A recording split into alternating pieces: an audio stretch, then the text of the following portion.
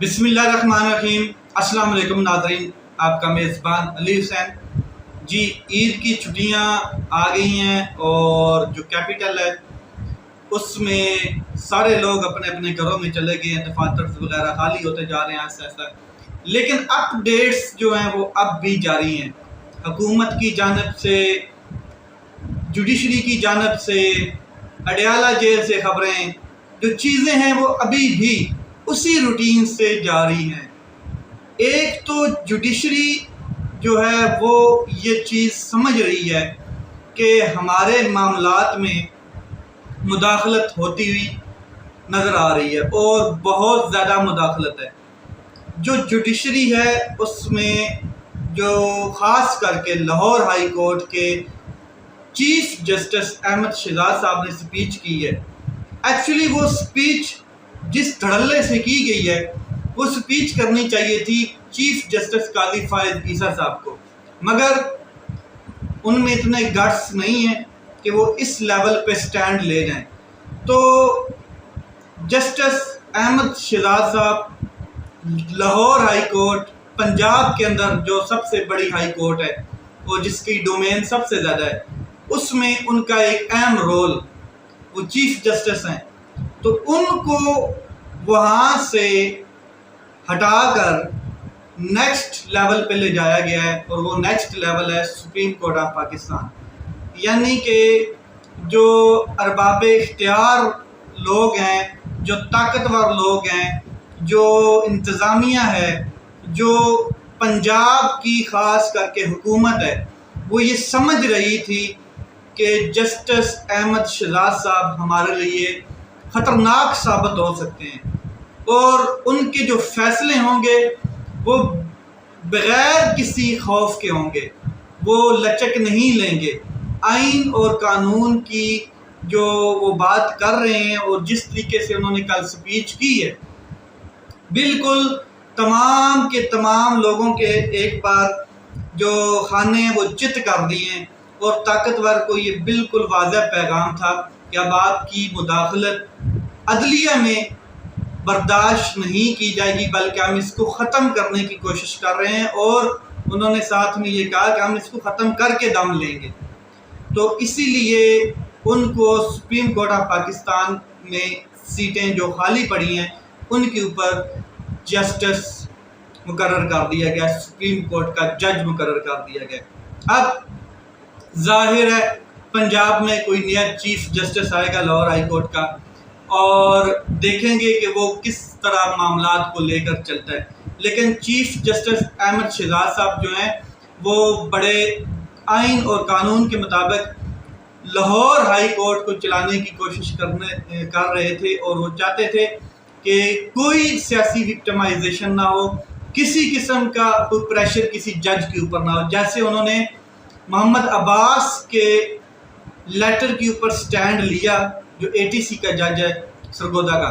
تو اسی طرح اور بھی جو پاکستان کی جوڈیشری ہے اس میں بڑے دبنگ قسم کے ججز موجود ہیں، اور حالات اب واپس پلٹا مارتے ہوئے نظر آتے ہیں کہ اب اصل کی طرف جا رہے ہیں، اب نقل سے نکل رہے ہیں حالات، اور جو ایک دباؤ، پریشر، اس سے چیزیں نکلنی شروع ہو گئی ہیں۔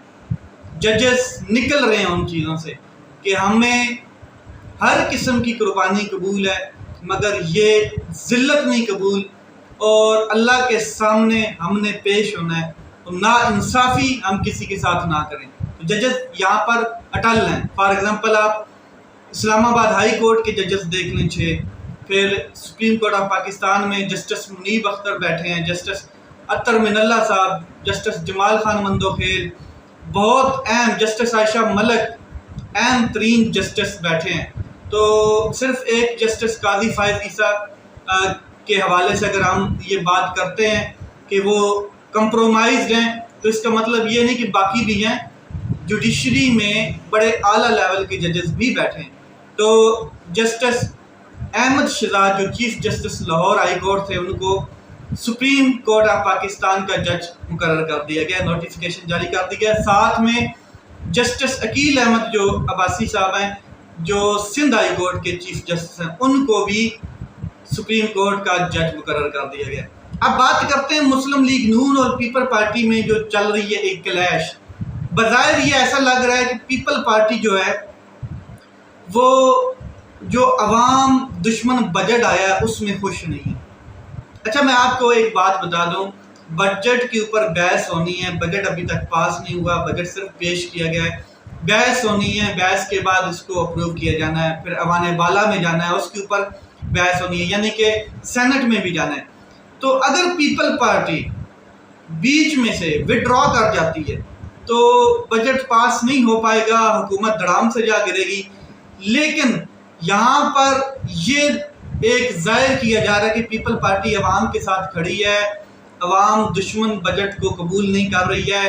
مسلم لیگ نون کے ساتھ وہ اب بات چیت کرنے کے لیے انہوں نے کمیٹی بھی بنا لی ہے کہ ہم اس کو ہمیں اعتماد میں لیا جائے، ہمیں قائل کیا جائے یا ہماری رائے لی جائے بجٹ کی جو حوالے سے ہے۔ یہ سارا ایک گول مال ہے، دکھاوا ہے، کس کو؟ عام جو لوگ ہیں ان کو لولی پاپ دینے کے لیے۔ سچ یہ ہے کہ مسلم لیگ نون کے ساتھ پیپل پارٹی کی بہت تکڑی انڈرسٹینڈنگ ہے، اور ایک چیز اپنے مفاد کی خاطر مسلم لیگ نون کے ساتھ پیپل پارٹی سٹینڈ کرتی ہے۔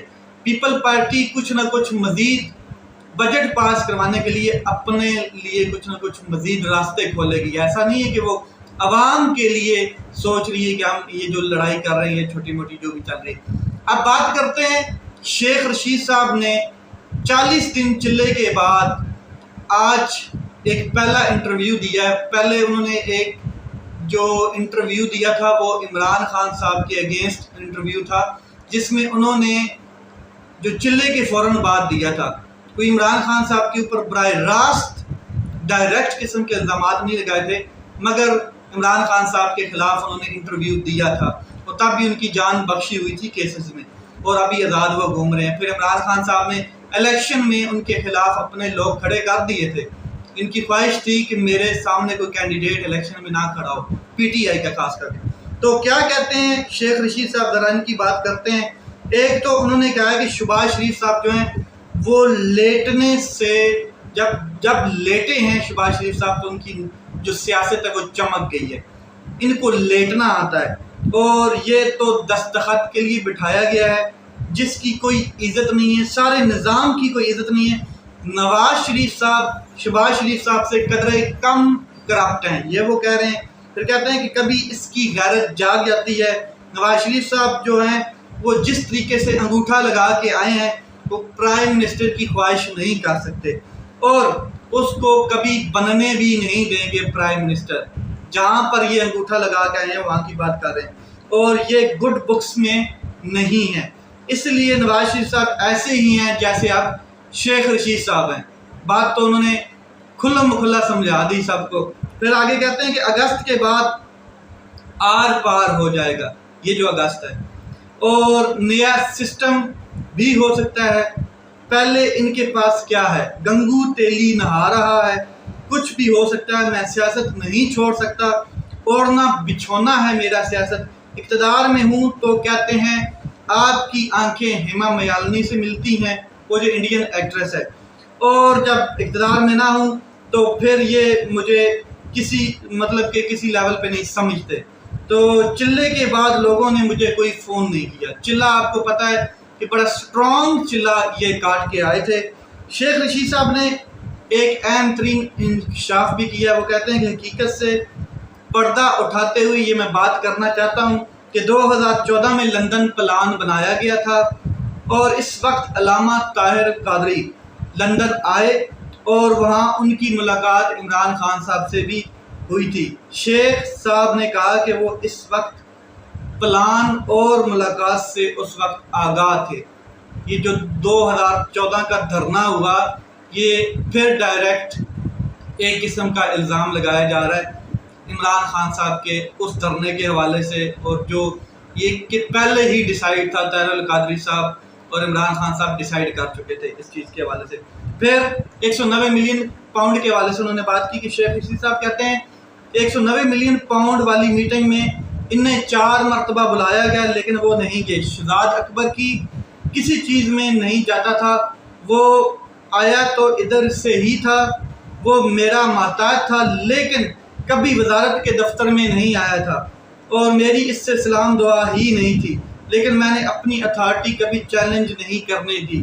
پھر انہوں نے کہا کہ کچھ شک نہیں کہ پاکستان تحریک انصاف کی حکومت گرانے میں باجوہ صاحب کا ہاتھ تھا اور وہ ملوث تھے۔ ایک دفعہ ایک گھر سے میں نکلا تو وہاں سے سالک اور محسن نقوی کو نکلتے میں نے دیکھا، تو میں سمجھ گیا کہ بات بڑھ گئی ہے، یعنی کہ مختاریہ گل ود گئی ہے۔ تو سرکاری گھر جب میں نے چھوڑا تو عمران خان صاحب نے کہا کہ مجھے اس بات پہ غصہ ہے کہ آپ نے سرکاری گھر کیوں چھوڑا ہے، آپ کو نہیں چھوڑنا چاہیے تھا، ہمارے معاملات ٹھیک ہو گئے۔ تو میں نے عمران خان صاحب کو کہا کہ جناب ایم کیو ایم نے بھی اشارہ دے دیا ہے اور اشارہ ان کو مل چکا ہے، حالات ٹھیک نہیں ہوئے بلکہ ہم جا رہے ہیں، ہماری حکومت ختم ہو رہی ہے۔ ساری تکلیفیں عمران خان صاحب کے لیے ہی صحیح، میں نے ماں خواب میں آئی تھی چلے میں، اور پھر مجھ سے ایک تحریر پر دستخط کروانے کی کوشش کی گئی، ویڈیو بنوائی گئی، 40 دن کا جو چلا تھا اس کی یہ بات کر رہے ہیں۔ 40 سال بھی میں کھڑا رہتا۔ عمران خان کے حوالے سے انہوں نے کہا کہ عمران خان صاحب کو میرے ساتھ سٹینڈ کرنا چاہیے تھا۔ پھر انہوں نے کہا کہ مستقبل کے بارے میں عمران خان صاحب سے بات کرنے کے بعد ہی بتا سکتا ہوں۔ ابھی پاکستان تحریک انصاف کی نئی ٹیم کا موقف ہے اور میں ان سے واقف نہیں ہوں، میری اتنی خاص واقفیت نہیں ہے، ابھی میں کچھ نہیں کہہ سکتا، لیکن پھر بھی میں عمران خان صاحب کے ساتھ کھڑا ہوں۔ جیسے ہی فیوچر میں عمران خان صاحب ریلیز ہوں گے تو دیکھا جائے گا کہ حالات کس طرف جاتے ہیں۔ تو یہ شیخ رشید صاحب نے چلے کے بعد پہلا اے آر وائی کو بڑا ڈیٹیلڈ قسم کا ایک انٹرویو دیا ہے، اور انہوں نے کہا کہ بشرا بی بی کے حوالے سے بھی مجھے کہا گیا کہ آپ ایک سٹیٹمنٹ دیں، لیکن میرا ضمیر نہیں مانا، اور میں بشرا بی بی کو نہیں جانتا تھا، کبھی میری ان سے ملاقات نہیں ہوئی، تو میرا ضمیر ہی نہیں ماننا کہ میں اس طرح کی کوئی سٹیٹمنٹ دوں۔ برکیف آپ کو یاد ہونا چاہیے کہ شیخ رشید صاحب نے عمران خان صاحب کے حوالے سے ایک انٹرویو دیا اور اس میں انہوں نے کافی کچھ کہا بٹوین دی لائن، براہ راست قسم کا کوئی الزام نہیں لگایا۔ لیٹس سی کیا ہوتا ہے، حالات کس طرف جاتے ہیں۔ عید آنے والی ہے، کل حج ہے، اور حج کی تیاریاں کریں اور دیکھیں ٹی وی پہ حج۔ اپنا خیال رکھیں، اپنے بھائی کا چینل کا خیال رکھیں۔ پاکستان زندہ باد۔